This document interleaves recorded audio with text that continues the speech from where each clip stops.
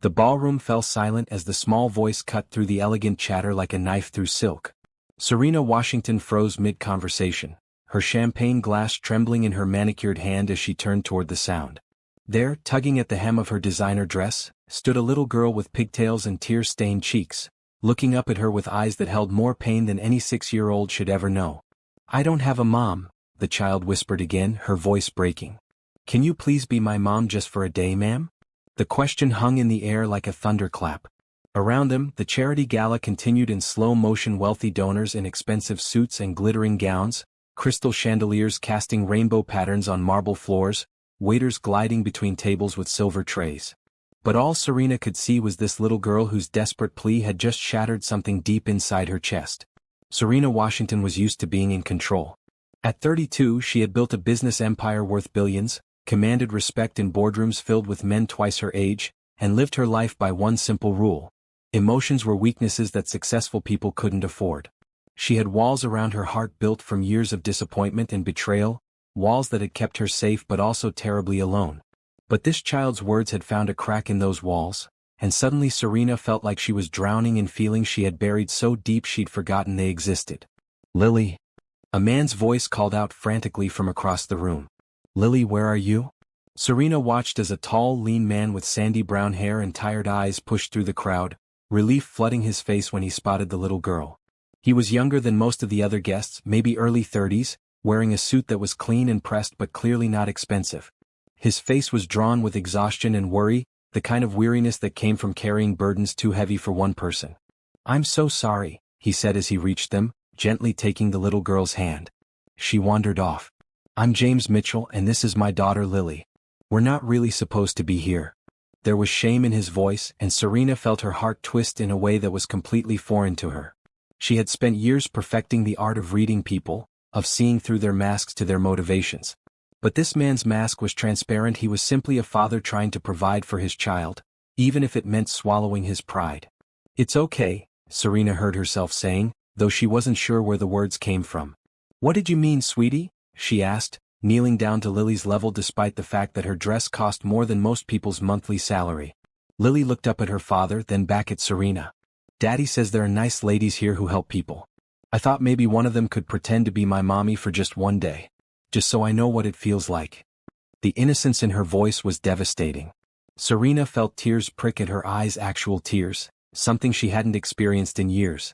Around them, other guests had begun to notice the scene, some whispering behind jeweled hands, others looking on with curiosity or discomfort. James's face flushed red with embarrassment. "Lily, we talked about this. We can't ask strangers for things like that." He looked up at Serena apologetically. "I'm really sorry, Mrs. Washington." Serena Washington. The name clearly meant something to him. Recognition flickered in his eyes along with something that might have been intimidation.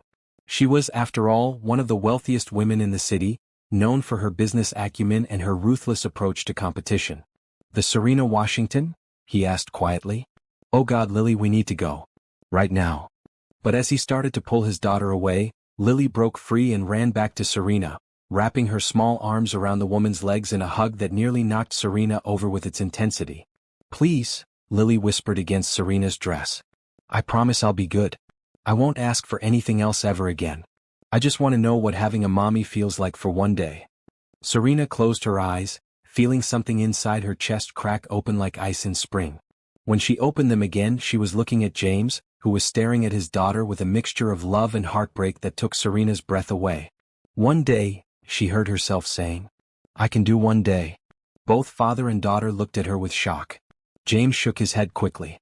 "No, ma'am, we couldn't possibly. You don't understand what you're offering."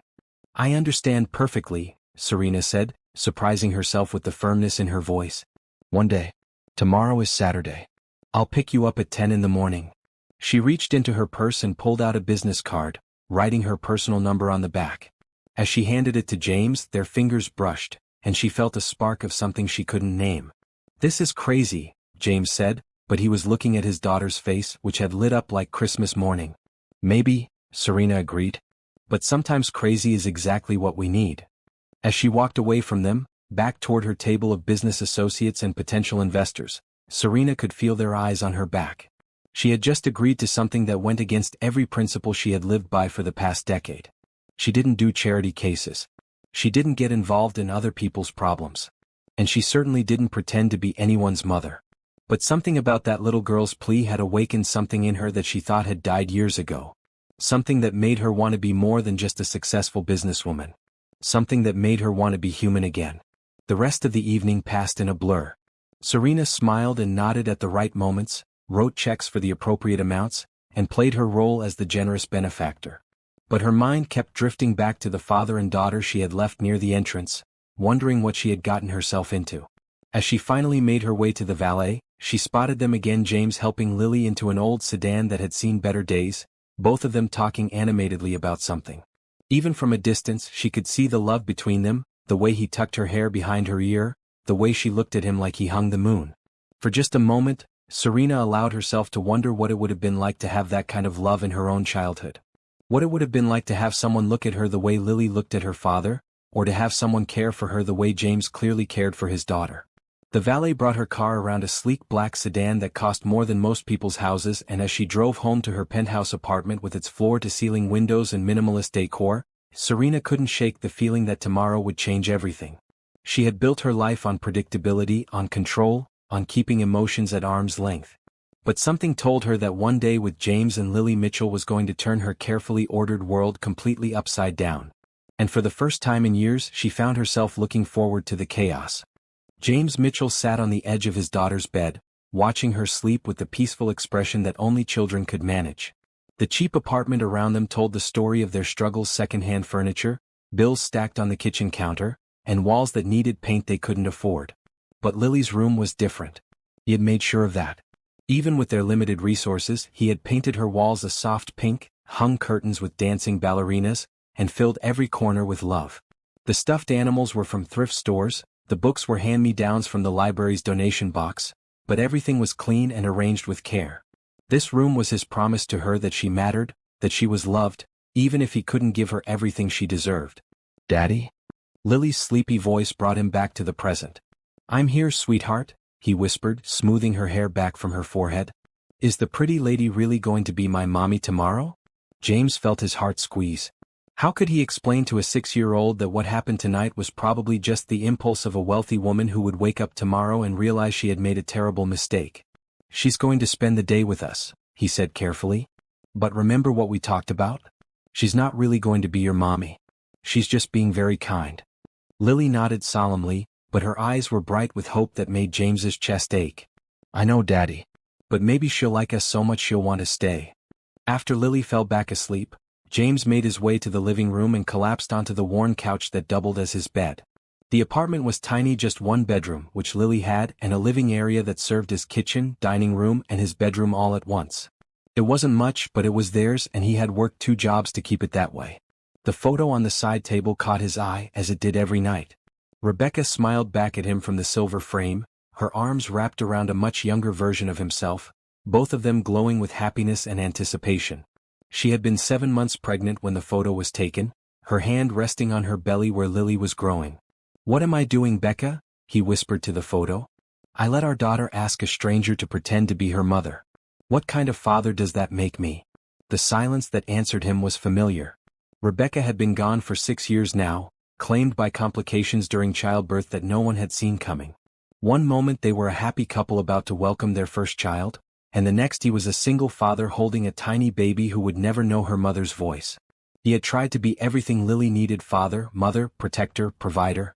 But tonight at the charity gala, watching his daughter approach that elegant woman with such desperate hope, he realized he was failing her in ways he hadn't even considered.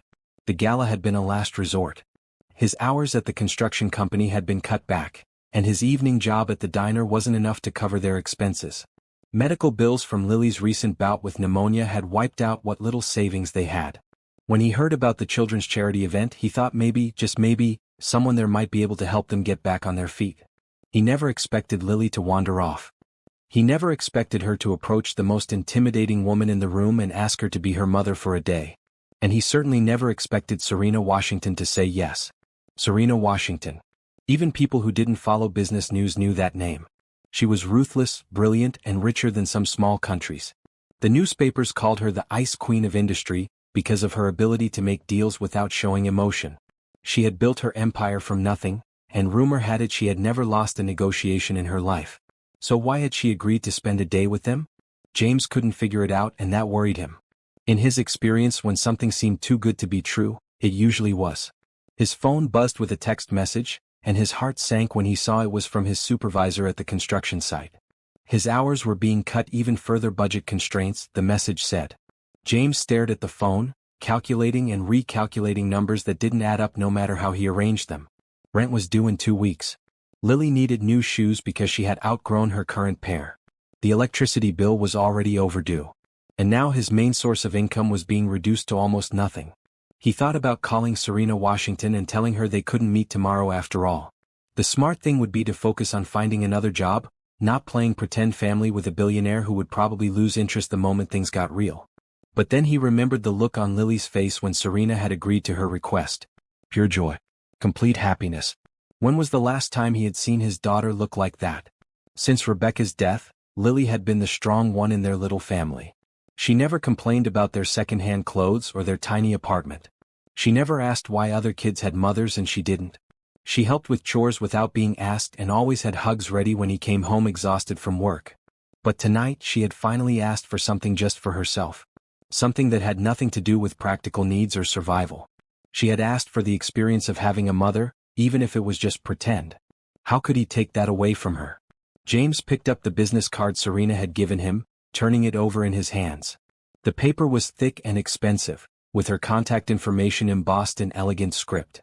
On the back, in handwriting that was surprisingly warm despite its precision, she had written her personal number.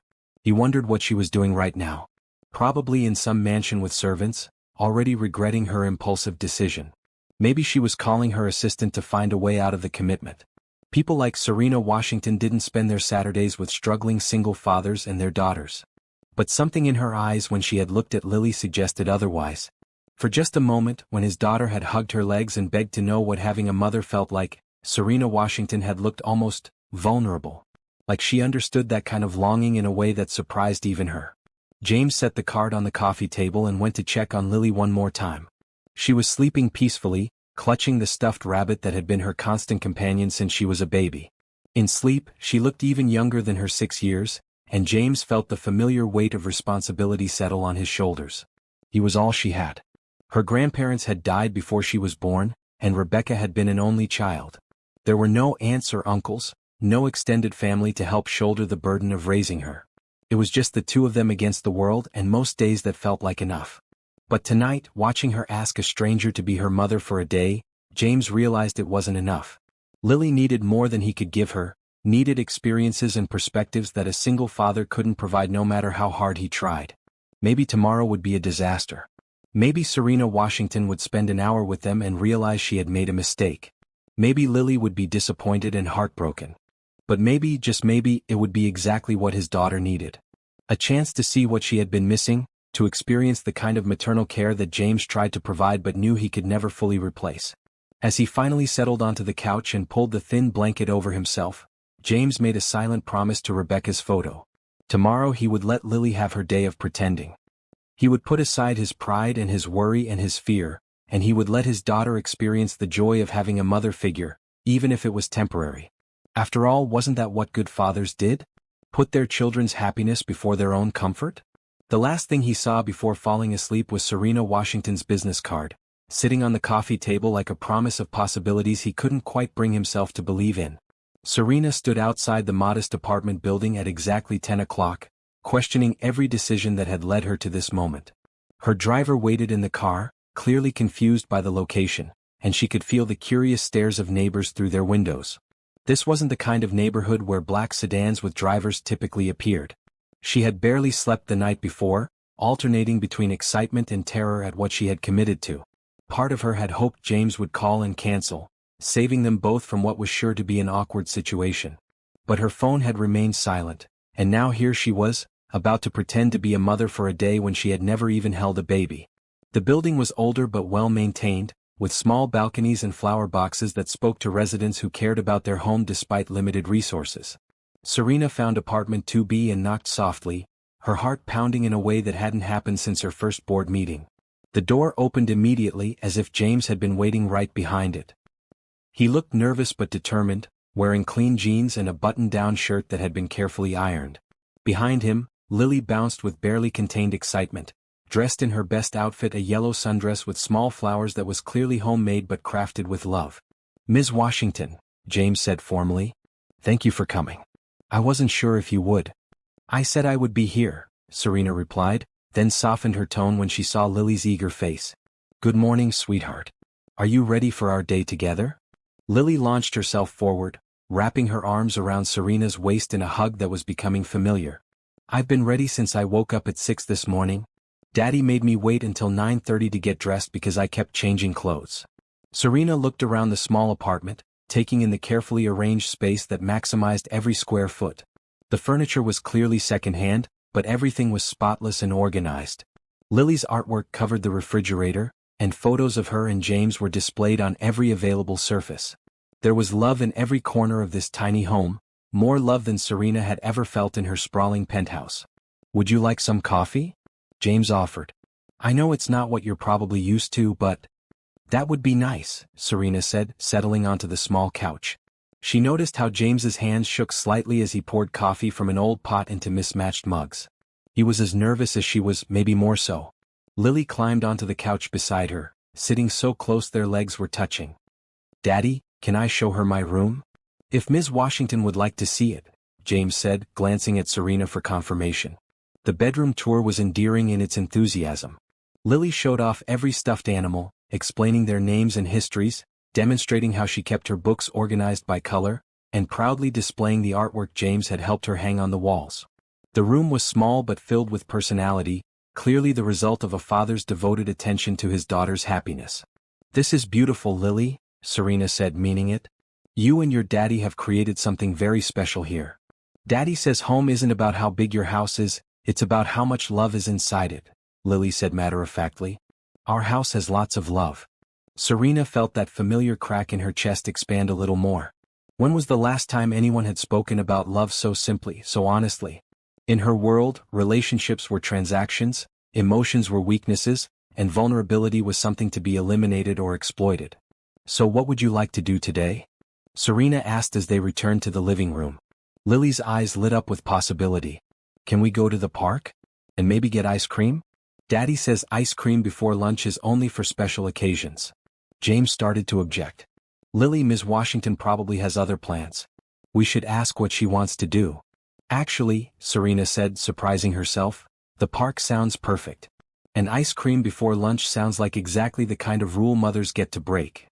The smile that spread across Lily's face was worth more than any business deal Serena had ever closed.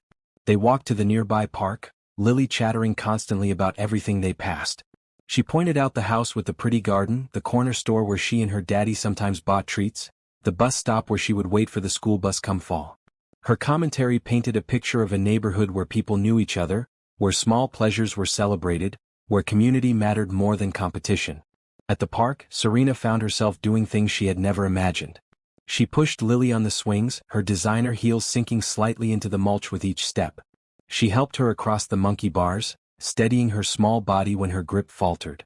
She even went down the slide, laughing in a way that felt rusty from disuse when Lily clapped with delight. James watched from a nearby bench, and Serena was aware of his gaze throughout their play.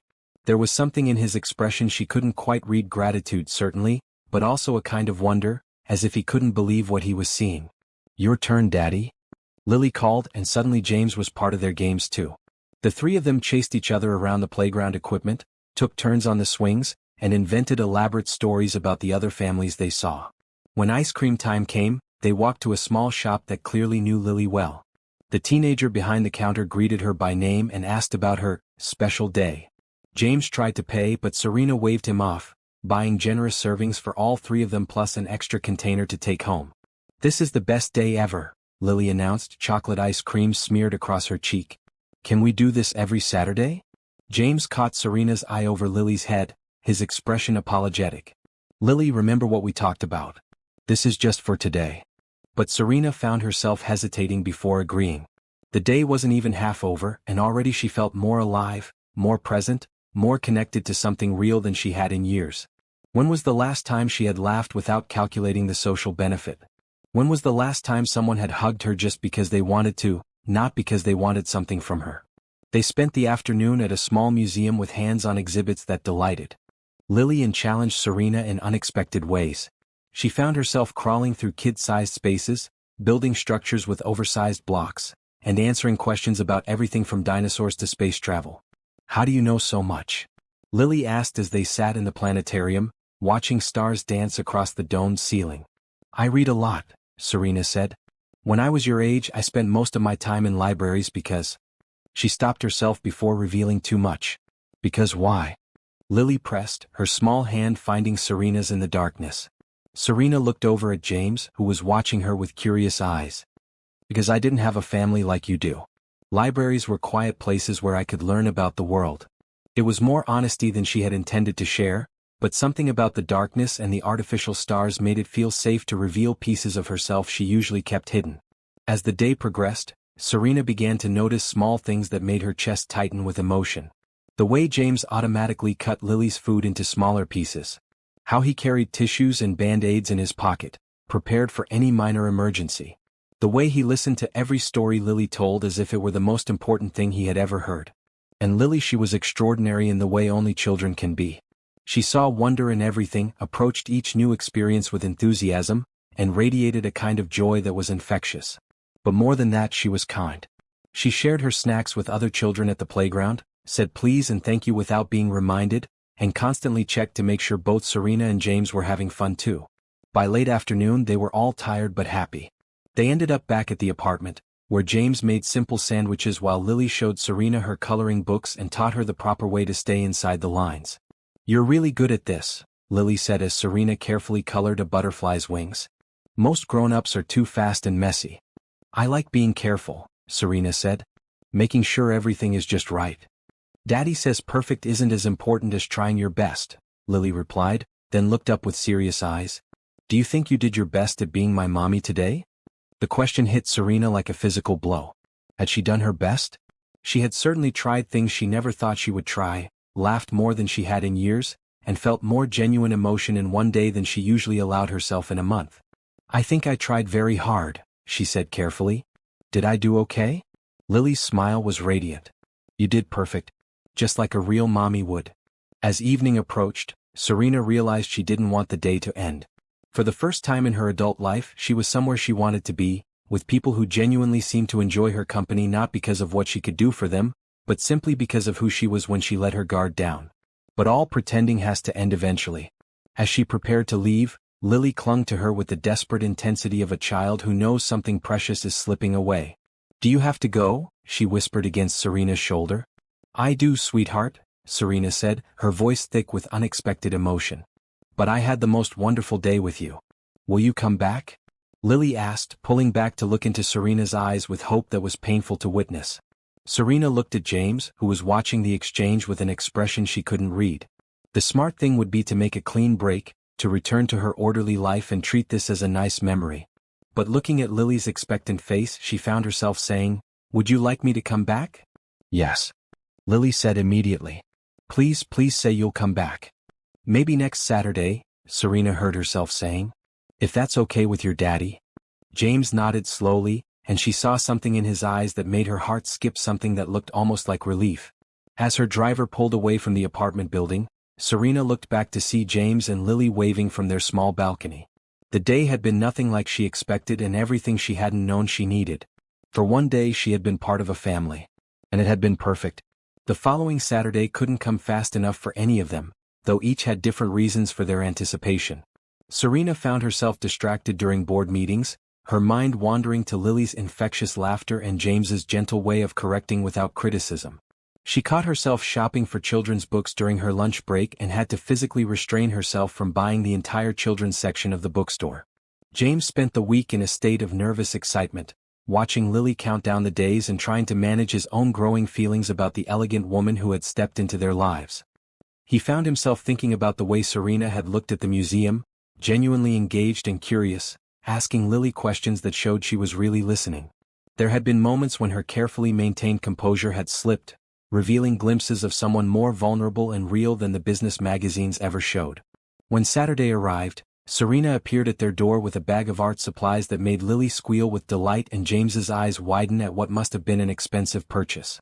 "I thought we could make something together," Serena said, feeling suddenly uncertain about the gift. "If that's something you'd like to do." "I love art," Lily exclaimed, already digging through the supplies. "Look, Daddy, there are sparkles." They spread newspaper across the small kitchen table and spent the morning creating masterpieces that were heavy on enthusiasm and light on technique.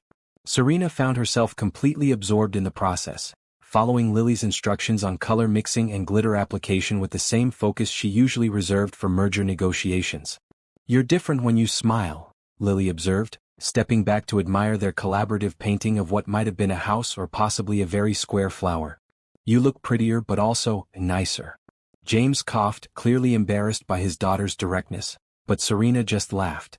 "Do I look mean when I don't smile?" Lily considered this seriously. "Not mean exactly. More like sad. Like you're thinking about something that makes you hurt inside." The observation was so accurate it took Serena's breath away. How could a 6-year-old see so clearly what adults missed entirely?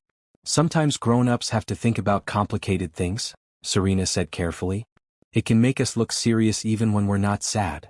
"What kind of complicated things?" Lily asked, genuinely curious.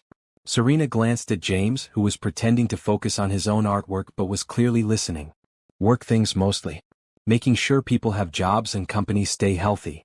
"That sounds important," Lily said, then brightened. "But not as important as playing, right?" "Right now, playing is the most important thing," Serena agreed and meant it more than she expected. After lunch they decided to visit the zoo. As they walked through the exhibits, Serena found herself opening up in ways she never had before. When Lily asked about her favorite animals, she found herself talking about the stray cat she had fed as a child at the group home. When James asked about her education, she mentioned the scholarships and work-study programs that had made college possible, carefully omitting the loneliness and determination that had driven her to excel. "You worked while you were in school?" James asked with genuine interest. "What kind of jobs?" "Everything," Serena said with a rueful smile. "Cleaning offices at night, serving food in the cafeteria, tutoring other students. I was determined to graduate without debt." "That must have been exhausting," James said quietly. "It was," Serena admitted. "But it taught me I could survive anything if I was willing to work hard enough." There was something in her tone that made James look at her more closely. He was beginning to understand that Serena Washington's success hadn't come from privilege or luck. She had fought for everything she had, and that fight had left marks on her soul that were still healing. At the elephant exhibit, Lily pressed against the fence, watching a mother elephant guide her baby toward the water. "Look how she stays right next to the baby," Lily observed. "Mommies always protect their babies, don't they?" The innocent comment hung in the air between them. Serena felt the familiar ache of something she had never experienced, while James felt the sharp pain of loss that still caught him unexpectedly.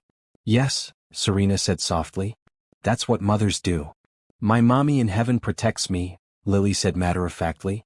"But it would be nice to have a mommy here too, who could hug me and braid my hair and read me stories." James knelt beside his daughter, pulling her into a gentle embrace. "I know, sweetheart. I wish things were different." Serena watched the tender moment between father and daughter, feeling like an intruder but unable to look away. The love between them was so pure, so uncomplicated, that it made her chest ache with longing for something she had never known how to want. "I could braid your hair," she offered impulsively. "If you'd like me to." Lily's face lit up with joy. "Really? You know how?"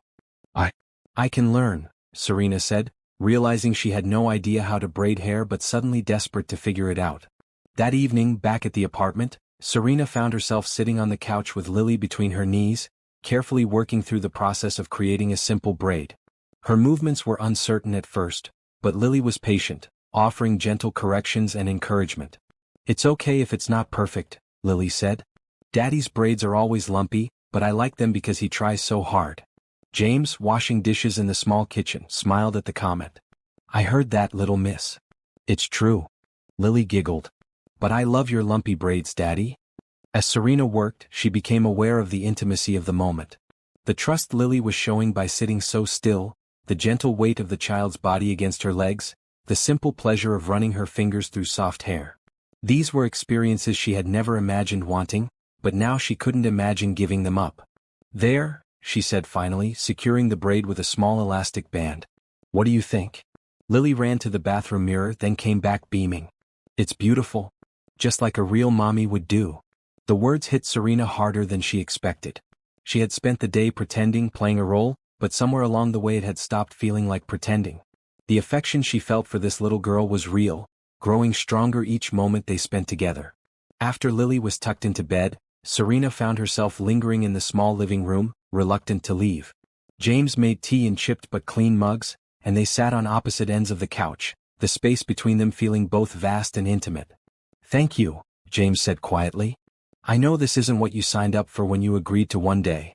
"What do you mean?" Serena asked, though she knew exactly what he meant. "This is becoming more than pretend, isn't it?" James's eyes searched her face. "At least it is for Lily. And I'm worried about what happens when." "When what?" Serena challenged, though her voice was gentler than her usual business tone. "When you realize this isn't sustainable," James said honestly. "You have a life, a career, responsibilities that don't include a single father and his daughter who live in a tiny apartment and can barely make ends meet." Serena was quiet for a long moment, staring into her tea. "What if I don't want to go back to that life?" The question surprised them both. James looked at her with wide eyes as if he couldn't believe what he had heard. "Serena," he said carefully, using her first name for the first time. "You can't possibly mean that." "Can't I?" She set down her mug and turned to face him fully. "Do you know what my life is like, James? I wake up in a penthouse apartment where the only sound is the hum of expensive appliances. I eat breakfast alone while reading reports about companies and people I don't care about. I spend my days in meetings where everyone agrees with me because they're afraid of me, not because they respect my ideas." Her voice grew stronger as she continued. "I come home to silence. I eat dinner alone. I fall asleep alone, surrounded by luxury that means nothing because there's no one to share it with. I've built an empire, but I've never built a home." James stared at her, seeing the vulnerability she was finally allowing him to witness. "But you have everything. Success, money, power." "I have things," Serena corrected. "Expensive, beautiful, meaningless things. But I've never had what you and Lily have. I've never had love that wasn't conditional on my performance or my net worth." "Serena." James started, but she held up a hand. "Let me finish," she said. "These past 2 Saturdays have been the happiest days I've had in years. Maybe in my entire life. When Lily hugs me, she's not trying to get something from me. When she shows me her drawings, she genuinely wants to share something that makes her happy. And when you look at her..." Serena's voice caught. "When you look at her, I see what love is supposed to look like." They sat in silence for a moment, the weight of her confession settling between them. Finally James spoke, his voice barely above a whisper. "What are you saying?" "I'm saying I don't want to pretend anymore," Serena said, her heart pounding. "I want this to be real. I want to be part of your family if you'll have me." James ran his hands through his hair, clearly struggling with emotions he wasn't prepared for. "Serena, you don't understand what you're asking. We're not a charity case you can fix. We're real people with real problems. I'm behind on rent, Lily needs things I can't afford, and I'm working 2 jobs just to keep us afloat." "Then let me help," Serena said simply. "No," James said firmly, standing up and pacing the small space. "I won't be a kept man. I won't have Lily grow up thinking that's how relationships work." "That's not what I'm suggesting," Serena said, rising to face him. "I'm talking about partnership. About building something together." "What could we possibly build together?" James asked, his voice strained. "You live in a world I don't understand, with responsibilities I can't share. And I'm just a construction worker with a 6-year-old daughter and more debt than assets." Serena stepped closer, drawn by the pain in his voice. "You're a man who loves his daughter more than his own comfort. You're someone who works 2 jobs without complaining because providing for her matters more than your pride. You're kind and patient and gentle, and you've created more love in this tiny apartment than I've ever seen in all the mansions I've visited."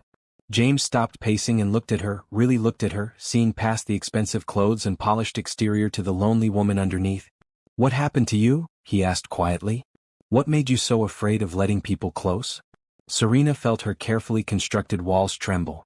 "I grew up in foster care," she said, the words coming out in a rush. 12 different homes between the ages of 3 and 18.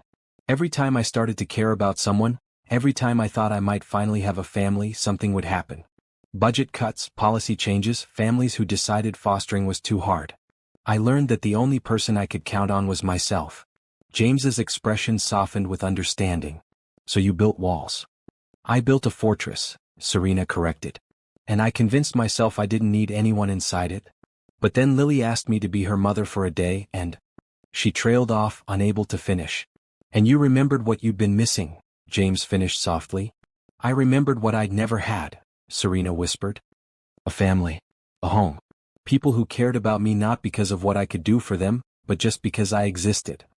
James stepped closer, his anger replaced by something deeper and more complex. Serena, I need you to understand something. Lily is already attached to you. If you change your mind, if you decide this is too complicated or too messy, it won't just hurt you. It will devastate her.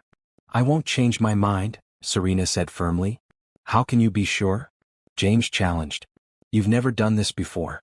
You don't know what it's like to have someone depend on you emotionally, not just financially. You're right, Serena admitted.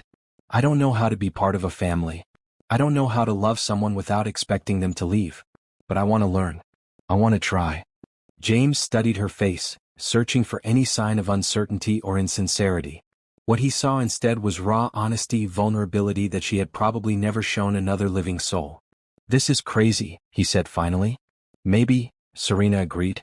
But sometimes crazy is exactly what we need.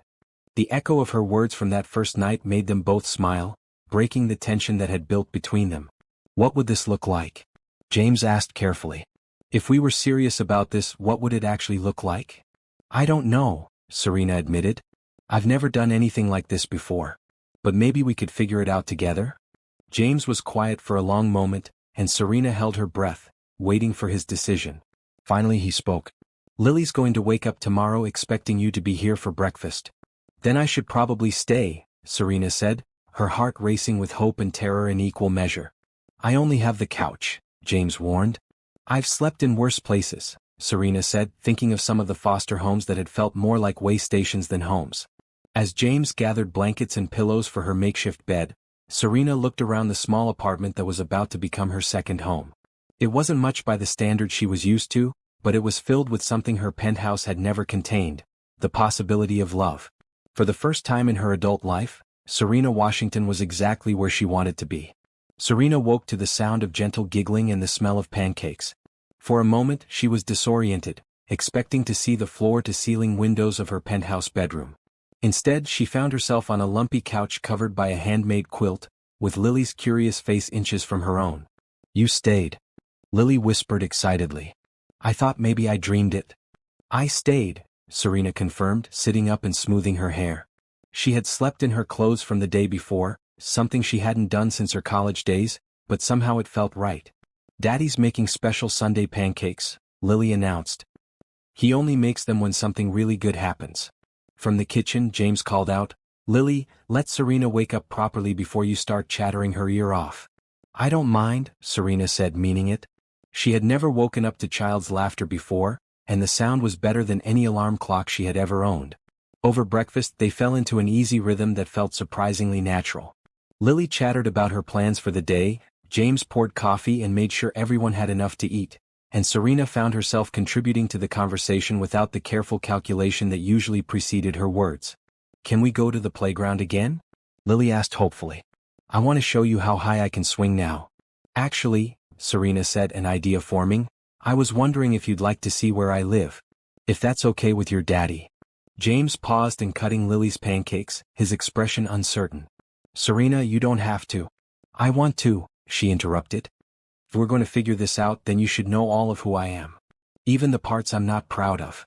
The drive to Serena's penthouse was an adventure for Lily, who pressed her face to the window of the sedan and provided running commentary on every building they passed.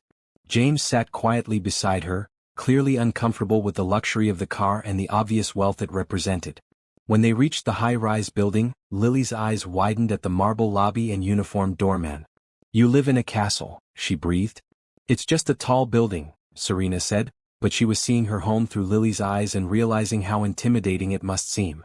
The elevator ride to the top floor felt endless, with Lily counting floors out loud while James grew increasingly quiet. When the doors opened directly into Serena's apartment, the silence was deafening. The penthouse was exactly what one would expect from a billionaire's home, all clean lines, expensive art, and furniture that looked more like sculpture than something meant for human. Floor-to-ceiling windows offered a breathtaking view of the city, and every surface gleamed with the kind of perfection that only unlimited resources could buy. But it was also sterile. There were no family photos, no personal touches, no signs that anyone actually lived there. It was a showplace, not a home. "Wow," Lily said, but her voice was smaller than usual. "It's really big." "Too big," Serena said quietly, seeing her apartment through their eyes. "Much too big for one person." James walked to the windows, looking out at the city spread below them. "This is what you want to give up?" he asked. "All of this?" "I'm not giving it up," Serena said. "I'm trying to find a way to make it meaningful." Lily had wandered over to examine the art on the walls, abstract pieces that had cost more than most people's annual salaries but provided no warmth or comfort. "These pictures are pretty," she said politely, "but they don't tell stories like the ones in our house." Serena knelt beside her, looking at the painting through Lily's eyes. "What kind of stories do you mean?" "Like the picture of Daddy holding me when I was a baby," Lily explained. "Or the one of me and him at the park. They tell stories about love and happy times. These just look like pretty shapes." The innocent observation hit Serena like a physical blow. Her expensive art collection, carefully chosen by consultants and displayed for maximum impact, told no stories at all. They were investments, status symbols, decorations for a life that had no real substance. "You're right," Serena said softly. "They are just pretty shapes." She showed them the rest of the apartment, the gourmet kitchen that she rarely used, the master bedroom with its enormous bed where she slept alone every night, the home office where she worked even on weekends. Each room was perfect and empty, beautiful and meaningless. "Where do you keep your toys?" Lily asked, genuinely puzzled. "I don't have toys," Serena admitted. "What about books?" "Fun books, not work books." Serena gestured toward a small shelf of classic literature that she had never actually read. "Just those?" Lily looked concerned. "Don't you get lonely up here all by yourself?" The question, asked with such innocent directness, nearly broke Serena's composure. "Yes," she whispered. "I get very lonely."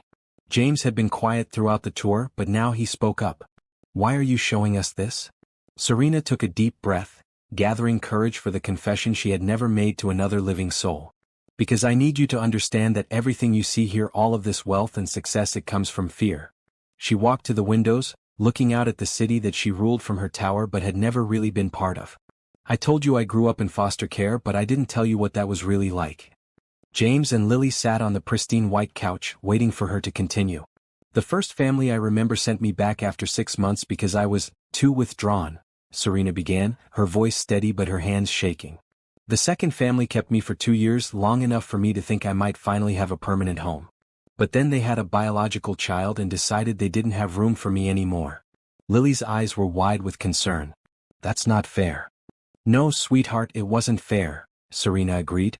"But it taught me that love was conditional. That if I wasn't good enough, smart enough, useful enough, people would send me away." She turned back toward them, tears threatening for the first time in years. "So I decided to become indispensable. I made myself so successful, so wealthy, so powerful that no one could ever reject me again. If they needed my money or my influence, they couldn't afford to send me away." "But that's not the same as love," James said quietly. "No," Serena admitted. "It's not. It's just a very expensive way to buy tolerance." Lily slipped off the couch and came to stand beside Serena, taking her hand. "Is that why you're scared to be our family? Because you think we might send you away?" The child's perception was devastating in its accuracy. Serena knelt down to Lily's level, looking into eyes that held wisdom beyond their years. "Yes," she whispered. "I'm terrified that once you really know me, you'll decide I'm too broken to love." "That's silly," Lily said matter-of-factly. "Daddy and I love lots of broken things. We have a stuffed rabbit with one ear missing and plants that don't grow straight and a couch that's lumpy. Broken things need love the most." Serena felt tears spill over, the first she had shed in public since childhood. "I don't know how to be loved, Lily. I don't know how to love back without trying to buy it or earn it."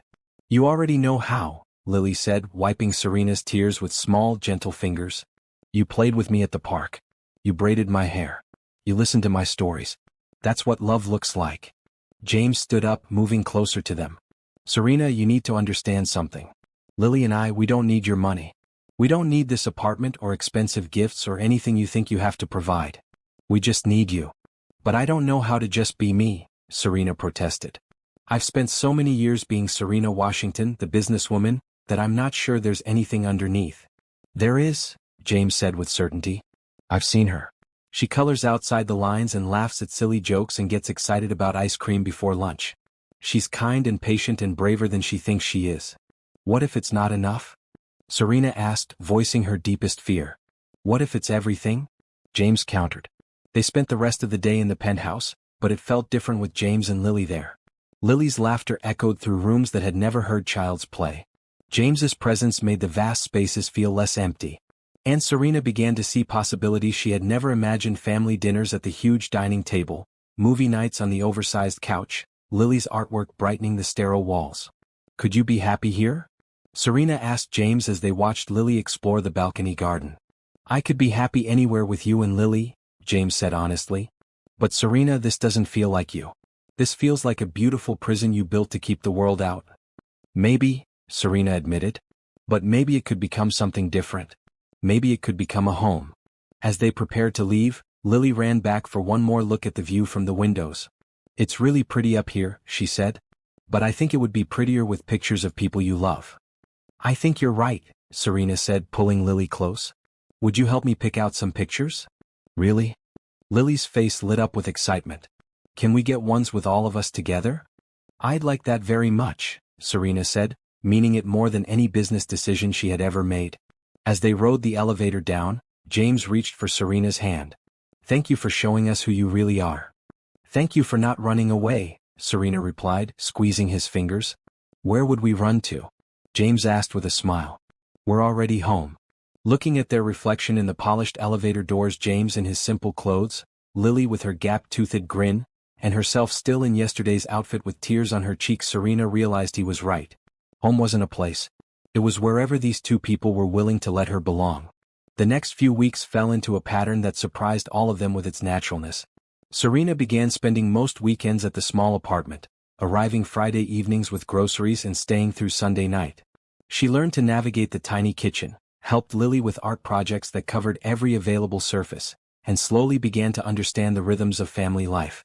James remained cautious, grateful for Serena's presence but wary of depending too heavily on someone who could disappear from their lives as suddenly as she had entered. He watched her with Lily, looking for signs that the novelty was wearing off, that the reality of daily life with a 6-year-old was becoming burdensome. But instead, he saw Serena blooming in ways that seemed to surprise her as much as him. She learned to braid hair with increasing skill, mastered the art of bedtime stories, and discovered that she had endless patience for Lily's constant questions about everything from why grass was green to how airplanes stayed in the sky.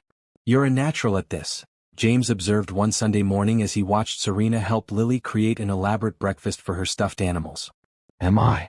Serena asked, looking genuinely uncertain. I keep waiting to mess something up. The fact that you worry about it proves you're doing it right, James said. Bad parents don't worry about being good parents. Serena paused in arranging tiny plates for the stuffed animal tea party. Do you really think I could be a good parent? I think you already are, James said quietly. The conversation was interrupted by Lily's announcement that Mr. Rabbit needed more jam on his pretend toast. But Serena carried James's words with her for the rest of the day. The idea that she might actually be good at something that didn't involve boardrooms or profit margins was both thrilling and terrifying. During the week, when Serena was back in her penthouse and James was working his 2 jobs, they talked on the phone every evening. These conversations became the highlight of Serena's days, hearing about Lily's adventures at daycare, James's challenges at work, and the small details of their lives that somehow felt more important than any business deal. She asked about you at bedtime, James would report.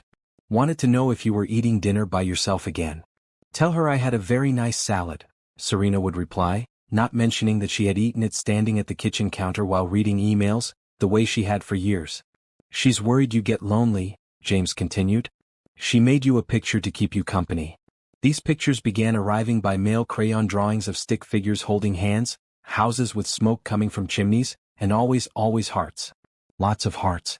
Serena had them framed and hung them in her sterile office, where they stood out like bursts of sunshine against the corporate gray. The shift in Serena's priorities didn't go unnoticed by her business associates. She began leaving meetings earlier, refusing weekend work that would interfere with her time with James and Lily. Her assistant, Patricia, who had worked with her for 5 years, was baffled by the changes. "You turned down the Henderson merger meeting?" Patricia asked, reviewing Serena's schedule with obvious confusion. "Reschedule it for Monday," Serena said without looking up from her computer, where she was researching the best elementary schools in the area. "But they specifically requested Saturday because of their board's availability." "Then they'll have to adjust their availability," Serena said firmly. "Saturday isn't negotiable." Patricia stared at her with the expression of someone watching a familiar landscape transform into something alien. In 5 years, she had never known Serena to turn down a profitable meeting for personal reasons. The truth was, Serena was discovering that success felt different when you had people to share it with. Closing a major deal still brought satisfaction, but it paled in comparison to Lily's excited hug when she arrived at the apartment, or the way James's face lit up when she walked through the door. One Friday evening, she arrived to find James sitting at the kitchen table with bills spread out before him and a calculator that looked like it had survived several decades. His face was drawn with worry, and Lily was quietly coloring in the corner, clearly aware that something was wrong.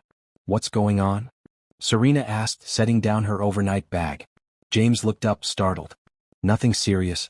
Just juggling some numbers." But Serena had spent too many years reading people's faces not to recognize financial stress when she saw it. She glanced at the bills, noting several that were marked "Final Notice" in red ink. "James," she said gently, "talk to me." "Daddy's worried about money," Lily announced from her coloring station. "He thinks I don't know, but I heard him on the phone with the landlord." James sighed, running his hands through his hair. "My hours got cut back again at the construction site. And Lily's daycare raised their rates. I'm trying to figure out how to make it work." Serena felt her heart clench. While she had been playing house on weekends, James had been struggling to keep their little family afloat during the week. The guilt was overwhelming. "Let me help," she said immediately. "No," James replied, his voice firm despite his obvious exhaustion. "We've talked about this. James, I have more money than I could spend in 10 lifetimes. Let me—" "I said no," he interrupted, standing up abruptly. "I won't be a charity case, Serena. Not even for you." The words stung, but Serena understood the pride behind them. She had felt the same way as a child, when well-meaning social workers had offered help that felt more like pity. "Then let me hire you," she said, inspiration striking. "What?" "I need someone to manage the maintenance and security for my building," Serena said, the idea forming as she spoke. "Someone trustworthy, reliable, good with people. It would pay better than construction work, and the hours would be more regular." James stared at her suspiciously. "You're making that up." "I'm not," Serena insisted, though she was already mentally rearranging her building's staffing to make the position real. "I've been thinking about expanding the management team anyway." "Serena. It's not charity," she said firmly. "It's business. I need help, you need work. It's a mutually beneficial arrangement." Lily looked up from her coloring book. "Does that mean Daddy wouldn't have to work at the restaurant anymore? He comes home really tired from there." The exhaustion in James's eyes as he looked at his daughter made Serena's decision even firmer. "That's exactly what it means, sweetheart." "But I don't know anything about building management," James protested weakly. "You can learn," Serena said. "You're smart, responsible, and people trust you. Those are the most important qualifications." The conversation continued for another hour, with James raising objections and Serena systematically dismantling them. Finally, worn down by exhaustion and the genuine need for better employment, he agreed to consider it. "I need to think about it," he said finally. "Of course," Serena agreed. "But James? There's no shame in accepting help from people who care about you." "Is that what this is?" he asked quietly. "Caring?" Serena met his eyes, feeling that familiar flutter in her chest that happened whenever they looked at each other too long. "Yes," she said. "I care about you. Both of you. More than I've ever cared about anything." Later that night, after Lily was asleep and they were sharing the couch with cups of tea, James brought up the subject again. "Why are you doing this?" he asked. "Really?" Serena considered the question carefully. "Because for the first time in my life I have a family worth protecting. Because Lily shouldn't have to worry about whether you can pay the rent. And because—" She hesitated, then plunged ahead, "because I'm falling in love with you, and I can't stand watching you struggle when I have the power to help." The confession hung between them like a bridge neither was sure they were ready to cross. James set down his tea and turned to face her fully. "Serena," he said carefully, what we have here, this thing we're building, it's complicated enough without adding romance to the mix. Is it? She asked. Or is romance the thing that makes everything else make sense? James was quiet for a long moment, studying her face in the dim light from the kitchen. I haven't thought about loving someone again since Rebecca died. I didn't think I was capable of it anymore. And now? Now I think about you during the day, he admitted. I look forward to your calls. I watch Lily with you and see the mother she never had, and I think about what it would be like if this wasn't temporary. It doesn't have to be temporary, Serena said softly. Doesn't it? James asked. What happens when the novelty wears off? When you remember that you're Serena Washington and we're just what? Serena challenged. Just the most important people in my life? Just the family I never thought I'd have? Just the reason I wake up excited about the day instead of dreading it? James reached for her hand, intertwining their fingers. I'm scared, he admitted. I'm scared of trusting this, of letting Lily get too attached, of believing that someone like you could really want a life with someone like me. I'm scared too, Serena confessed. I'm scared I'll mess this up, that I'll hurt you both, that I don't know how to be what you need. Maybe being scared together is better than being scared alone, James suggested. Serena squeezed his hand. Maybe it is. They sat in comfortable silence for a while, hands linked, both lost in thoughts of possibilities and fears. Finally, James spoke again. If I take the job, if we try to make this work, I need you to promise me something. Anything. Promise me you'll tell me if you change your mind. Promise me you won't just disappear one day because it gets too hard or too real. Serena brought his hand to her lips, pressing a gentle kiss to his knuckles. I promise. But I need you to promise me something too. What's that? Promise me you'll let me love you. Both of you.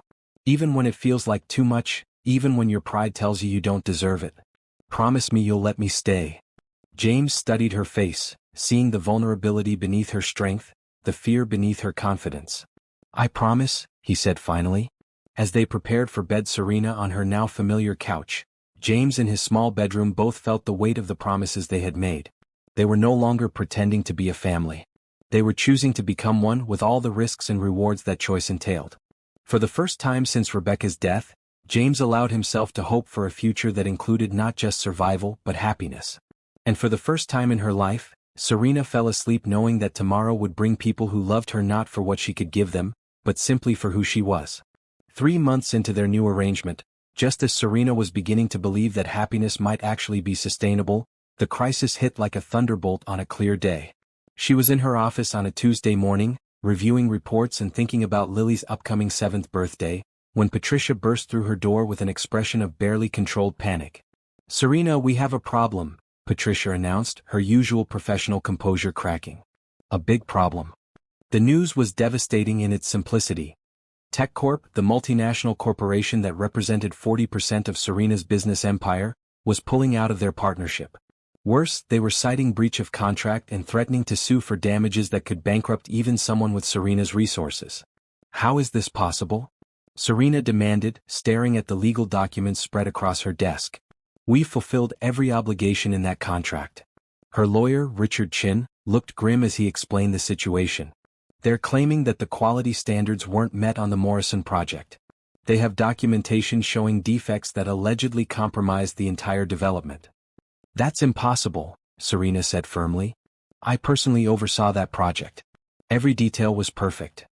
They have photographs, inspection reports, witness statements, Richard continued. Either there was sabotage or someone in your organization made serious mistakes that were covered up. As the morning progressed, the full scope of the crisis became clear. Not only was TechCorp withdrawing from their partnership, but news of the lawsuit was already leaking to the press. Other clients were calling to express concerns about their own projects.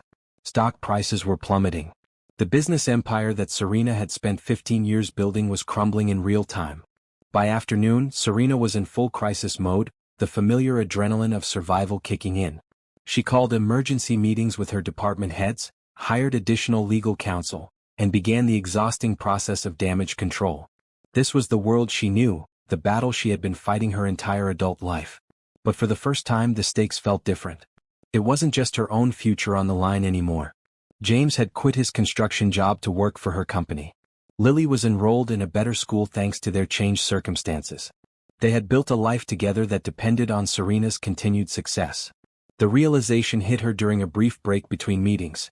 She could lose everything, and this time, everything included the family she had never expected to find. Her phone buzzed with a text from James.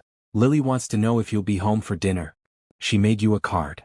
The innocent message, sent from their small apartment where he was probably helping Lily with homework while making dinner on the old stove, brought tears to her eyes. How could she explain to a 7-year-old that the secure life they had built together was evaporating? "Working late tonight," she texted back. "Tell her I love the card." "Everything okay?" came the immediate response. Serena stared at the phone, her fingers hovering over the keys. She could tell him the truth, share the burden, let him help carry the weight of their uncertain future. But the old patterns were too strong, the instinct to protect others from her problems too ingrained. "Just busy. See you tomorrow night." The lie felt like acid in her throat, but she couldn't bring herself to shatter their peace with her crisis. Not yet. Not until she knew how bad things really were. The next several days passed in a blur of legal meetings, media damage control, and increasingly desperate attempts to save her company. Serena barely slept, living on coffee and determination, trying to find a way out of the maze that seemed to close in more tightly with each passing hour. She missed Lily's school play, something she had promised weeks ago to attend. She missed their Friday night tradition of pizza and board games. She missed tucking Lily into bed and reading the bedtime stories that had become such a cherished part of their routine. James called repeatedly, his concern growing with each unanswered attempt to reach her. When she finally picked up on Thursday evening, exhaustion making her voice hollow, his worry was immediate. "Serena, what's going on? You've been unreachable for days. Lily keeps asking where you are." "I'm handling some business issues," she said, the words feeling inadequate to describe the magnitude of the crisis. "What kind of business issues?" James pressed. "Serena, you sound terrible. When was the last time you ate something?" The genuine concern in his voice nearly broke her resolve. She wanted nothing more than to collapse into his arms, to let him hold her while she explained how everything was falling apart. But the voice in her head, the one that had kept her alive through years of foster care and corporate battles, whispered that she couldn't burden him with this. That if she showed weakness now, she might lose the only good thing in her life. "I can't talk about it right now," she said instead. "I just need some time to sort things out. Serena, whatever this is, we can face it together. You don't have to." "I have to go," she interrupted, ending the call before he could say more. She stared at the phone afterward, knowing she had just hurt the person who cared about her most. But admitting the truth felt impossible. How could she tell James that she might lose everything? That the job she had created for him might disappear? That the future they had been building together was built on foundations that were crumbling beneath their feet? By Friday, the situation had worsened. 2 more major clients had canceled their contracts, citing uncertainty about Washington industry's stability. The media was having a field day with the story, painting Serena as either incompetent or deliberately deceptive. Her board of directors was demanding answers she didn't have. And then, just when she thought things couldn't get worse, she discovered the real truth behind the crisis. Marcus Webb, her former business partner and ex-fiancé, was behind it all. The revelation came through a private investigator she had hired to look into the allegedly faulty work on the Morrison project. Marcus had orchestrated an elaborate scheme to destroy her company, using forged documents, bribed inspectors and carefully planted evidence to make it look like Serena's organization was at fault. "He's been planning this for 2 years, the investigator explained, laying out photos and documents that proved Marcus's involvement. "Ever since you broke off your engagement and refused to merge your companies." Serena stared at the evidence, feeling a cold rage build in her chest. Marcus had been her partner in business and briefly in life, until she discovered that he viewed their relationship as just another merger opportunity. When she had ended their engagement, he had sworn he would make her pay for choosing independence over partnership. She had thought he was just angry. She hadn't realized he was planning her destruction. "We have enough evidence to clear your name and probably send him to prison," the investigator continued. "But it's going to take time to unravel all the damage he's done." Time was the one thing Serena didn't have. Even with proof of Marcus's sabotage, it would take months to rebuild her company's reputation and win back the clients who had fled. She was looking at financial ruin, at least in the short term. That night, she finally returned to the apartment, arriving after Lily was already asleep. James was waiting in the living room, and the relief on his face when she walked through the door was quickly replaced by concern when he saw her appearance. "My God, Serena, you look like you haven't slept in a week." "I haven't," she admitted, collapsing onto the couch beside him. James studied her face, taking in the dark circles under her eyes, the tremor in her hands, the defeated slump of her shoulders. What's happened? For a moment, Serena considered lying again, making up some minor business problem that would explain her absence without revealing the full scope of the disaster. But looking at James's concerned face, at the home they had built together, at Lily's artwork covering the walls, she realized she was tired of carrying everything alone. "My company is being destroyed," she said quietly. "By someone I trusted. And I don't know if I can save it." The words tumbled out then, all of it: Marcus's betrayal, the forged evidence, the cancelled contracts, the media frenzy, the very real possibility that she would lose everything she had worked for. James listened without interruption, his expression growing more serious with each revelation. "You're not asking," Tasha said, standing and facing him directly. I'm choosing to stay with this family no matter what happens with lawyers or money or any of the other scary things that might come our way. But how will you live? How will you support yourself?" "We'll figure it out," Tasha replied. "Maybe I can find some part-time work in the evenings after the kids are in bed. Maybe we can reduce household expenses in other ways. Maybe your lawsuit won't be as bad as you think it will be. But Blake, what I won't do is abandon this family when you need me most." Blake stared at this remarkable woman who had just committed to staying with them through what might be the most difficult period of their lives, asking for nothing in return but the chance to keep loving them. "Why?" he asked quietly. "Why would you do that?" Tasha looked at him with eyes full of love and determination.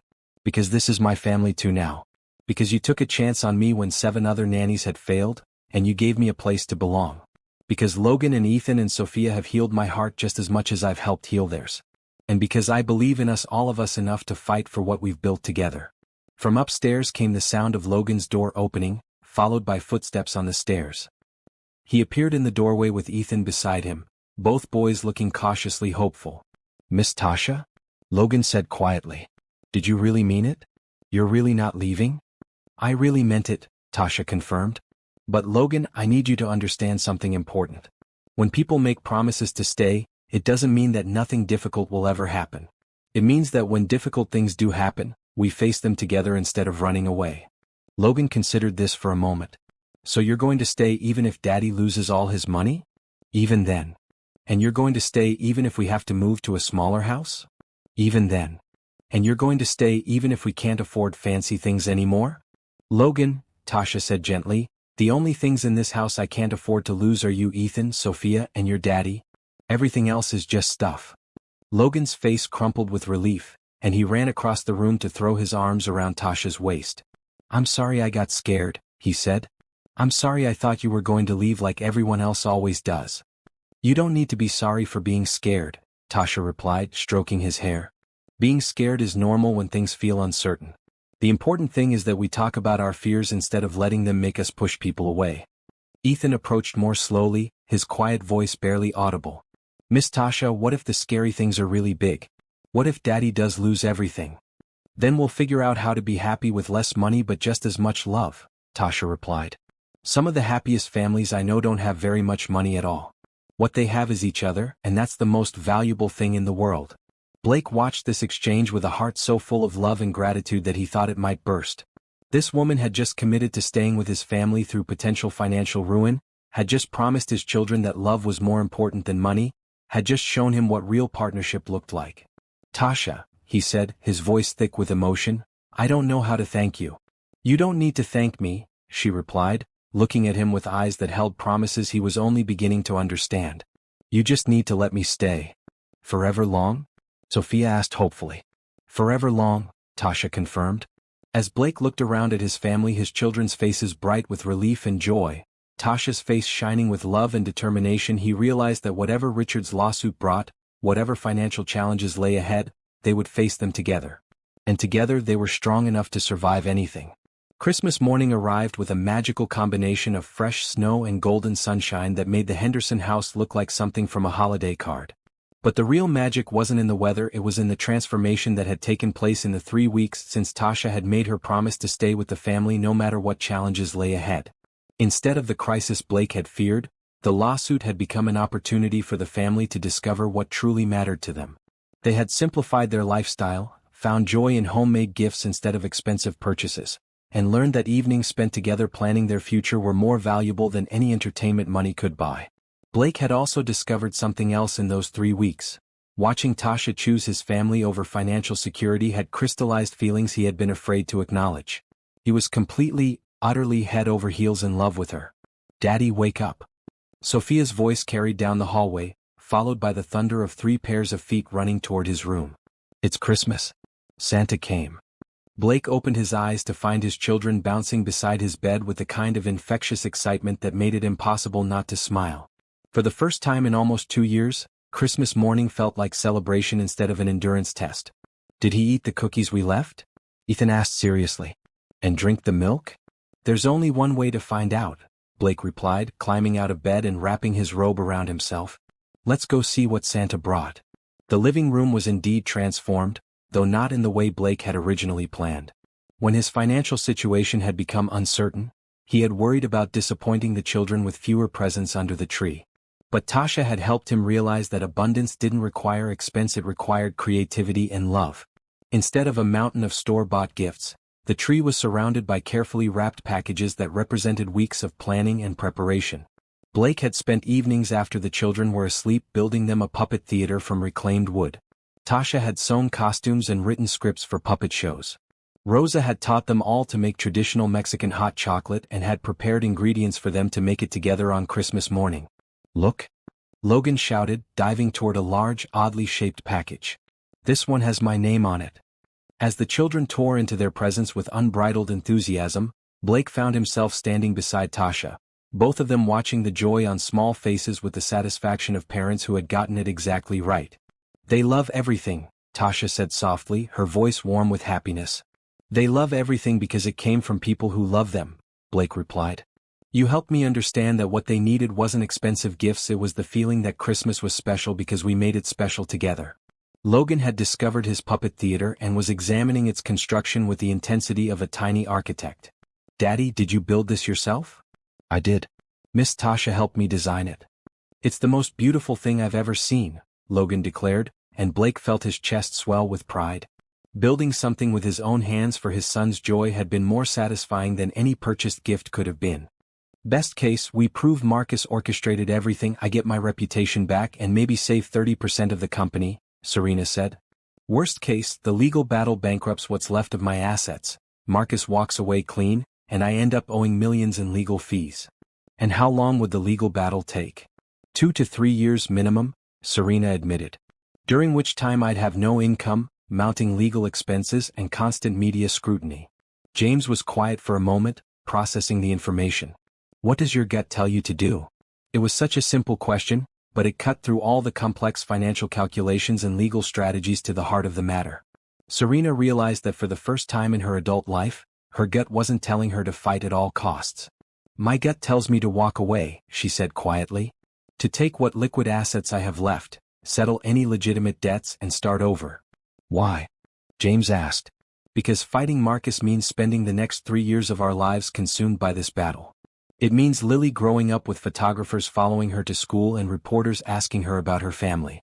It means missing more school plays and family dinners and bedtime stories because I'm locked in conference rooms with lawyers." She paused, looking around the small apartment that had become her sanctuary. "I've already lost 3 weeks with you and Lily because of this crisis. I don't want to lose 3 years. But what about your company? Everything you built?" Serena considered the question carefully. "I built that company to prove I was strong enough to survive on my own. But I'm not on my own anymore. I have something worth more than any business empire." That afternoon, Serena made the most difficult business decision of her career. She called her lawyers and instructed them to begin liquidation proceedings. She would sell off the healthy parts of her company to competitors, use the proceeds to pay her debts and walk away from the rest. "Are you sure about this?" Richard asked. "We could fight this. We have evidence." "I'm sure," Serena said firmly. "Draft a public statement explaining my decision to step away from business and focus on my family. Don't mention Marcus or the sabotage. Just say I'm choosing a different path. But people will assume you're admitting guilt." "Let them assume whatever they want," Serena said. "I know the truth and that's enough." The next few weeks were a whirlwind of legal paperwork, asset sales and media attention. True to her word, Serena refused to engage in a public battle with Marcus. choosing instead to take the high road even when it meant absorbing blame she didn't deserve. The financial settlement was better than expected. After paying off debts and legal fees, Serena was left with enough money to buy a modest house and live comfortably for several years, though it was a fraction of her former wealth. "It's strange," she told James as they reviewed the final paperwork. "I thought losing everything would feel like dying. But instead I feel free." "Free how?" he asked. "Free from the constant pressure to prove myself. Free from the fear of losing what I'd built. Free to be present for the people I love instead of always chasing the next deal." She looked around the small apartment that would soon no longer be their home. "For the first time since I was 18, I don't know what I'm going to do next. And that's terrifying and exciting at the same time." "So what do you want to do?" James asked. Serena smiled, the first genuine smile she'd worn in weeks. "I want to find a house with a yard where Lily can play. I want to learn how to cook real meals instead of just reheating takeout. I want to volunteer at Lily's school and attend every single event on her calendar. I want to figure out who Serena is when she's not CEO of anything." "And what about us?" James asked quietly. "What about our future?" It was the question they'd been dancing around for weeks. In the midst of the business crisis, they had focused on practical matters, but the emotional questions remained unanswered. "I want to marry you," Serena said, the words coming out in a rush. "I want to adopt Lily officially. I want us to be a real family, not just people who care about each other but are afraid to fully commit." James stared at her, clearly not expecting such a direct declaration. "Serena, I know it's not traditional for the woman to propose," she continued, her courage building. "But nothing about our relationship has been traditional. And I'm tired of waiting for the perfect moment or the right circumstances. I love you, James. I love Lily. I want to spend the rest of my life with both of you, whether we're rich or poor, whether I'm a CEO or unemployed, whether we live in a penthouse or a one-bedroom apartment." "Are you sure?" James asked. "Because a month ago you were one of the most powerful women in the country, and now you're proposing to a guy who was unemployed until you created a job for him."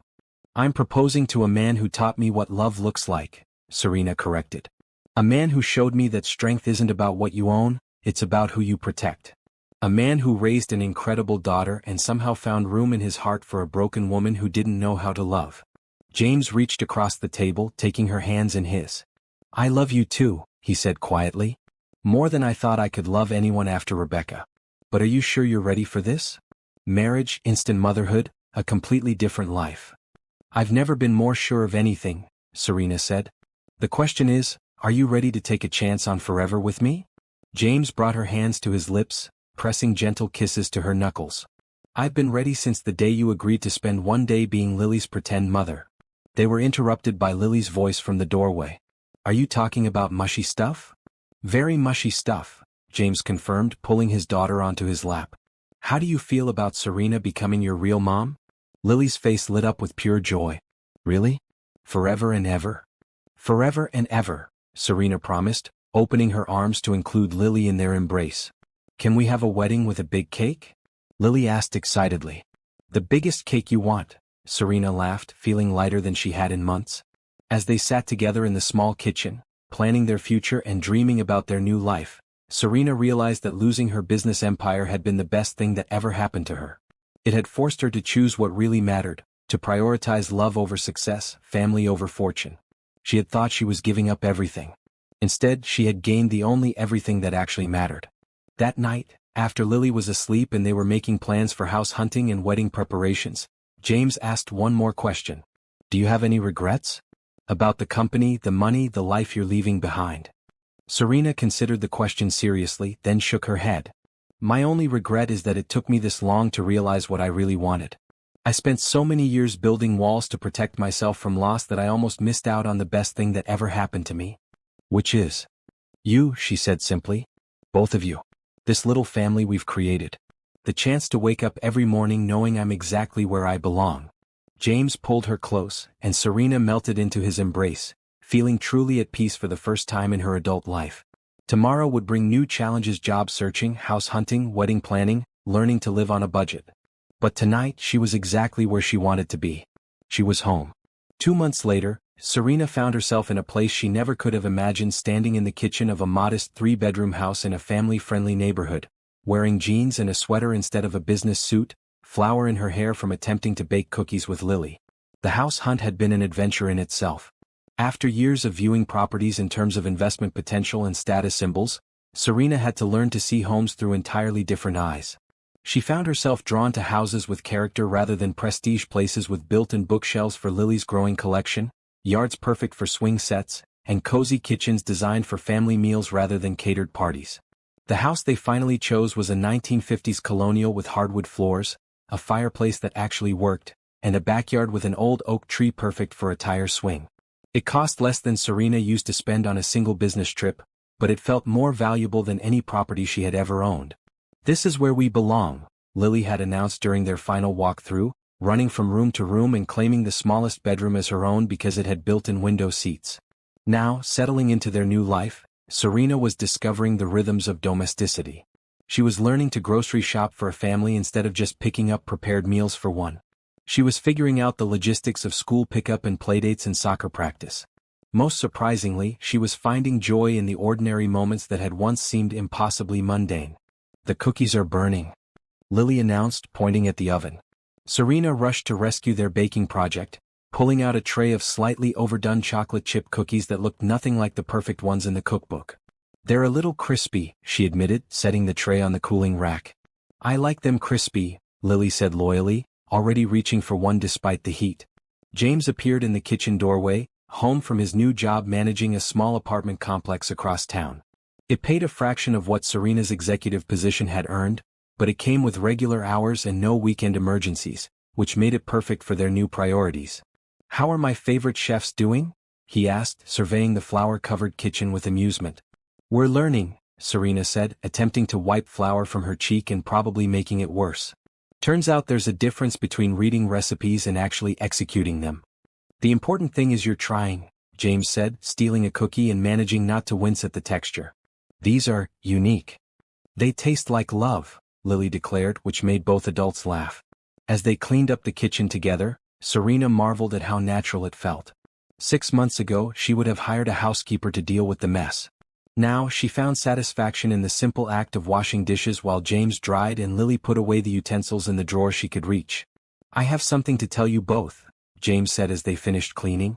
His tone was suddenly serious, making both Serena and Lily look at him with concern. "What's wrong?" Serena asked immediately. "Nothing's wrong," James assured her quickly. "But I've been thinking about our conversation a few months ago about marriage and making this official." Serena's heart began to race.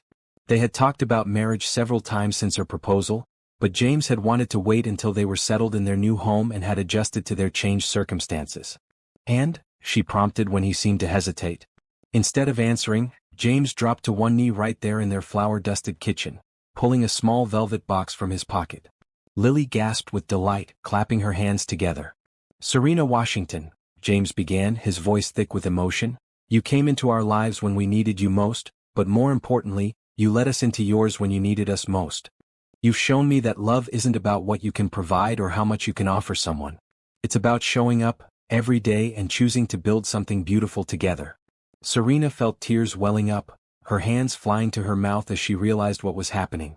"You've become the mother Lily always deserved and the partner I never dared to hope for again," James continued. "You've taught us both that families aren't just born, they're chosen and created with intention and love." He opened the ring box, revealing a simple but elegant solitaire diamond, not huge or ostentatious, but perfect in its understated beauty. "Will you marry me?" he asked. "Will you choose to be our family, officially and forever?" "Yes," Serena whispered, then louder, "Yes, yes, absolutely yes." Lily launched herself at both of them as James slipped the ring onto Serena's finger, creating a three-way hug that somehow managed to be both tearful and joyful. "Does this mean we can plan the wedding now?" Lily asked excitedly. "It means we can plan whatever kind of wedding you want," Serena laughed, admiring the ring through her tears. "Big or small, fancy or simple. I want everyone to see how happy we are," Lily declared. "So definitely big cake." "Definitely big cake," James agreed, standing and pulling both his girls into another embrace. That evening, after Lily was finally asleep and they were curled together on the couch in their new living room, Serena studied her engagement ring in the lamplight. "It's perfect," she said softly. "I was worried it wasn't fancy enough," James admitted. "It's not what someone like you is probably used to." "Someone like me?" Serena turned to face him. James, 6 months ago someone like me had $1 million jewelry and was completely miserable. This ring represents something no amount of money could buy. It represents being chosen by someone who knows exactly who I am and loves me anyway. Do you ever miss it? James asked. The old life, the power, the luxury? Serena considered the question, looking around their cozy living room with its second-hand furniture and Lily's artwork on the walls. I miss the security sometimes, she said honestly. I miss knowing I could handle any financial emergency without worry. But the rest of it? The isolation, the constant pressure, the emptiness? I don't miss any of that. No regrets. Only one, Serena said, snuggling closer to him. I regret that it took me so long to understand what really matters. I wasted years thinking success meant achieving things instead of building relationships. They spent the next hour making plans for their wedding, keeping it simple but meaningful. They decided on a small ceremony in their backyard under the oak tree, with just close friends and the few family members James had. Lily would be the flower girl, of course, and they would write their own vows. What will you say in your vows? James asked curiously. Serena thought for a moment. I'll promise to choose love over fear, family over success, and presence over achievement. I'll promise to show up for the small moments as much as the big ones. And I'll promise to never again mistake being financially independent for being emotionally isolated. Those sound like good promises, James said softly. What about you? What will you promise? I'll promise to help you remember that you deserve love not because of what you accomplish, but because of who you are, James said. I'll promise to build a life with you that's rich in all the ways that actually matter. And I'll promise to make sure Lily always knows how lucky we are that you chose us. As they planned their future together, Serena realized that everything had come full circle. A little girl's innocent request for a pretend mother had led to the most real love any of them had ever experienced. Sometimes the best things in life really did come from the most unexpected places. The next morning, Lily woke up early and climbed into bed between them, studying Serena's engagement ring with fascination. When you marry Daddy, will you really be my mom forever? She asked. I'm already your mom forever, Serena said, pulling Lily close. The wedding will just make it official for everyone else. Good, Lily said contentedly. Because I've been practicing calling you Mom instead of Serena, and I think I'm ready now. You are. Serena's voice caught with emotion. Mom, Lily said experimentally, then with more confidence. Mom? I like how it sounds. I like how it sounds too, Serena whispered, her heart overflowing with a happiness she never knew was possible. As they lay there together in the morning sunlight, James and Lily chattering about wedding plans while Serena listened with a smile, she realized she had finally found what she had been searching for her entire life without even knowing it. She had found home. Not in a place but in people. Not in what she could achieve but in who she could love. And it was perfect. 6 weeks later, on a perfect Saturday morning in spring, Serena stood before the full-length mirror in her childhood bedroom, the same bedroom she had carefully decorated for Lily in their new house. The irony wasn't lost on her that she was getting ready for her wedding in a 7-year-old's room, surrounded by drawings of princesses and photos of their little family. The wedding dress she had chosen reflected the new woman she had become. Instead of an elaborate gown that cost more than most people's cars, she wore a simple but elegant cream-colored dress that she could move in, play in, and most importantly, hug Lily in without worrying about wrinkles or delicate fabric. You look beautiful, Mom, Lily said from the bed, where she was carefully holding her flower girl basket and practicing her walk. The word Mom still sent a thrill through Serena's heart every time she heard it. After the engagement, Lily had started using it naturally, and Serena had begun the legal process of adopting her officially. Soon it would be legal as well as emotional. Thank you, sweetheart, Serena said, kneeling to straighten Lily's flower crown, a circle of daisies they had made together the night before. Are you ready to help me marry your daddy? I've been ready forever, Lily declared solemnly. I practiced throwing petals in the backyard so I won't mess up. A knock on the door interrupted them. Can I come in? James's voice called from the hallway. You're not supposed to see the bride before the wedding. Lily called back, giggling. Just for a minute, James pleaded. I have something for both of you. Serena opened the door, and James's expression when he saw her took her breath away. He looked at her like she was the most beautiful thing he had ever seen, which was exactly how she wanted her husband to look at her for the rest of their lives. Wow, he said softly. I'm the luckiest man alive. You clean up pretty well yourself, Serena replied, admiring him in his navy suit, not expensive, but perfectly fitted and exactly right for their backyard celebration. I have something for you, he said, pulling out a small wrapped box. For both of you actually. Inside the box were two matching necklaces, simple gold chains with heart-shaped pendants that had been engraved. Serena's read, "Love chose us," and Lily's read, "Family forever." "James?" Serena whispered, tears threatening her carefully applied makeup. "They're perfect. Daddy, I love it," Lily exclaimed as James fastened her necklace. "Now everyone will know we belong together." "That's the idea," James said, fastening Serena's necklace as well. "Now we match, all three of us." As they made their way downstairs and out to the backyard, Serena was amazed by the transformation. James's sister Katie had helped decorate with white flowers and twinkling lights, creating a magical setting under the old oak tree. About 30 guests were seated in white folding chairs, neighbors who had become friends, colleagues from James's work, a few business associates who had remained loyal to Serena through her company's collapse. Most importantly, Rebecca's parents were there. James had stayed in touch with them over the years, and they had become surrogate grandparents to Lily. When they had met Serena, they had embraced her warmly, telling her that Rebecca would have been happy to know James and Lily had found love again. "She always said James deserved to be loved the way he loves others," Rebecca's mother had told Serena. "And Lily deserves to have a mother who chooses to love her, not just someone who's obligated to." The ceremony itself was simple and heartfelt. They had asked the local minister to perform the service, and he had worked with them to create vows that reflected their unique journey. When it came time for the exchange of rings, they had a surprise that even Lily didn't know about. Along with their wedding bands, they had a third ring, a small gold band with Lily's birthstone that would officially make her part of their marriage ceremony. "Lily," Serena said, taking the little girl's hands as James held the ring, "your daddy and I aren't just marrying each other today. We're promising to be a family, all three of us together. This ring is our promise to love you, protect you, and choose you every single day for the rest of our lives. Will you wear this ring as a symbol that you choose us too?" James added. Lily nodded solemnly as they slipped the ring onto her right hand. "I choose you both forever and ever." There wasn't a dry eye in the backyard. When it came time for their personal vows, Serena spoke from her heart. "James, you taught me that love isn't something you earn through achievement or buy with success. It's something you receive by being brave enough to be vulnerable, generous enough to give without expectation, and wise enough to choose connection over protection. You and Lily saved me from a life I thought I wanted and gave me the life I actually needed."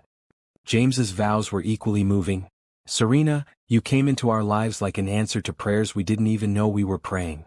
You showed us that families can be created by choice, that love can grow from the most unexpected places, and that sometimes the best thing you can do is let someone else's love change you completely." When the minister pronounced them husband and wife, their kiss was interrupted by Lily throwing flower petals over both of them and announcing, "Now we're really, really family." The reception was held in their backyard as well, with tables set up under market lights and a small dance floor on the grass. The cake was indeed big, as Lily had requested 3 tiers decorated with fresh flowers and topped with a family of 3 figurines that Lily had picked out herself. As the evening progressed, Serena found herself constantly amazed by the joy surrounding them. These weren't guests attending out of obligation or business connections. These were people who genuinely cared about their family's happiness, who had watched their love story unfold and wanted to celebrate this new beginning. During the father-daughter dance, Serena watched James twirl Lily around the makeshift dance floor, both of them laughing as she tried to keep up with the steps. When the song ended, Lily ran to Serena. "Now it's your turn to dance with Daddy, and then I want to dance with both of you." Their first dance as husband and wife was to "At Last," a song that felt perfect for two people who had found love later than expected but exactly when they needed it most. As they swayed together under the twinkling lights, Serena reflected on the journey that had brought them to this moment. "Any second thoughts?" James whispered in her ear. "Only that we didn't do this sooner," Serena replied, then laughed at her own words. "Actually no. I think we did this exactly when we were supposed to. I don't think I was ready to be the wife and mother you both deserved until now. And now I can't imagine being anything else." As promised, Lily joined them for the next song, standing on James's feet while Serena held her hands, creating a 3-way dance that was more giggling than actual dancing but perfect in its chaos. Later, as guests began to leave and they were cleaning up, Serena's former assistant Patricia approached her. Patricia had been one of the few colleagues to attend the wedding, and Serena was touched by her presence. "I have to ask," Patricia said quietly, "do you miss it? The company, the power, the boardrooms?" Serena looked around the backyard at James loading folding chairs, at Lily chasing fireflies in her flower girl dress, at the remnants of a celebration that had cost a fraction of what her business dinners used to cost but had brought infinitely more joy. "I miss feeling needed professionally," she said honestly. "I miss the intellectual challenge sometimes. But Patricia, I was successful in business for 15 years, and I can honestly say that none of those achievements made me as proud as watching Lily read her first book or seeing James smile when he comes home to a family that's excited to see him." "So you don't regret leaving it all behind?" "I didn't leave it all behind," Serena corrected gently. "I left behind the parts that were keeping me from being truly alive. The money, the status, the constant pressure to prove myself, those things were never really mine anyway. They were just borrowed until I could figure out what actually mattered." Patricia hugged her goodbye, and Serena could see in her eyes the same hunger for something more meaningful that Serena herself had carried for so many years. As the last guest departed, the three of them collapsed on the porch swing that James had installed shortly after they moved in. Lily was drooping with exhaustion but fighting sleep, not wanting the perfect day to end. "Tell me about the wedding, Mom," she said drowsily. "Tell me the story of how you and Daddy got married." "Well," Serena began, brushing Lily's hair back from her forehead, "once upon a time, there was a little girl who was brave enough to ask a stranger to be her mommy for just one day." As Serena told the story of their beginning, she realized it really was like a fairy tale, not because it was perfect or easy, but because it was about transformation, about people choosing to become better versions of themselves for love. "And they lived happily ever after?" Lily mumbled, her eyes finally closing. "They lived lovingly ever after," Serena corrected softly. "Which is even better." James carried their sleeping daughter upstairs to her room, and Serena followed, both of them moving quietly through the bedtime routine they had perfected over the months of living together. Tucking Lily in, checking that her nightlight was on, making sure her favorite stuffed rabbit was within reach. "She's going to sleep well tonight," James observed as they tiptoed out of her room. "So are we," Serena said, taking his hand as they walked to their own bedroom. As they got ready for bed, Serena caught sight of herself in the mirror and laughed. Her carefully styled hair had become disheveled from dancing and hugging, her makeup was mostly gone, and there was a grass stain on her wedding dress from sitting on the ground to play with some of the younger children at the reception. "What's funny?" James asked, following her gaze. "6 months ago, I would have been horrified to look like this at my own wedding," she said. "I would have had a team of people making sure every hair was in place and every photo was perfect. And now I think I look exactly like a woman who just married her best friend and danced with her daughter and celebrated with people who actually love her," Serena said, smiling at her reflection. "I think I look happy." "You do look happy," James agreed, coming to stand behind her and wrapping his arms around her waist. "We all do." As they settled into bed their first night as husband and wife, Serena marveled at how different this felt from any future she had ever imagined for herself. She had always pictured success in terms of acquisitions and achievements, but lying here with James's arm around her and Lily's soft breathing audible through the baby monitor they still used for peace of mind, she realized she had acquired something far more valuable than any business deal. She had acquired a family. Not through purchase or negotiation, but through the much more difficult and rewarding process of learning to love and be loved unconditionally. "James," she said softly in the darkness. "Mem. Thank you for letting me into your family. Thank you for seeing something worth loving in me before I could see it myself." "Thank you for choosing us," he replied, pressing a kiss to her temple. "Thank you for being brave enough to let us choose you back." As they drifted off to sleep, Serena thought about Lily's innocent question from that first night at the charity gala. "Can you please be my mom just for a day?" One day had become forever, and it was the best investment she had ever made. The next morning they woke to the sound of Lily's excited voice calling from downstairs. "Mom. Dad. Come see what I made for our first day as a married family." Serena and James exchanged sleepy smiles and made their way downstairs to find Lily had attempted to make breakfast cereal poured into bowls with slightly too much milk, toast that was more golden than burnt, and orange juice served in their nicest glasses. "I wanted to surprise you," Lily announced proudly. "Because now we're officially a family, we should have a celebration breakfast." As they sat around their small kitchen table, eating Lily's enthusiastic but imperfect breakfast, Serena realized that this moment was worth more than all the 5-star restaurants and catered events she had ever attended. This was real life, messy and imperfect and absolutely beautiful. "What should we do today?" James asked, refilling Serena's coffee from the pot that had somehow survived Lily's breakfast preparations. "Whatever we want," Serena said, feeling the freedom of that statement. "We have nowhere we have to be, no one we have to impress, nothing we have to achieve except enjoying being together. Can we plant flowers in the front yard? Lily suggested. So everyone who drives by knows this is a house where happy people live? That's a perfect idea, Serena agreed. We'll plant the most beautiful garden anyone has ever seen. And so they spent their first day as a married family getting dirty in the garden, planting flowers and laughing when the hose got away from them and soaked all three of them. Neighbors stopped to chat and congratulate them, and Serena realized that she had found something she had never known she was missing. Community, belonging, a place where she was known and loved not for what she could do, but simply for who she was. As evening approached and they sat on their porch swing, admiring their newly planted garden and watching Lily play with the neighbor's dog, Serena reflected on the incredible transformation her life had undergone. A year ago she had been one of the most powerful and lonely people in the city. Today she was exactly where she belonged, surrounded by love, grounded in purpose, rich in all the ways that actually mattered. No regrets? James asked as if reading her thoughts. Serena looked at her husband, at their daughter playing in the yard, at the home they had built together with love instead of money. Not a single one, she said, and meant it with her whole heart. Sometimes the best things in life really did come from the most unexpected places. Sometimes losing everything you thought you wanted was the only way to find everything you actually needed. And sometimes the most successful thing you could do was choose love over achievement, family over fortune, and presence over power.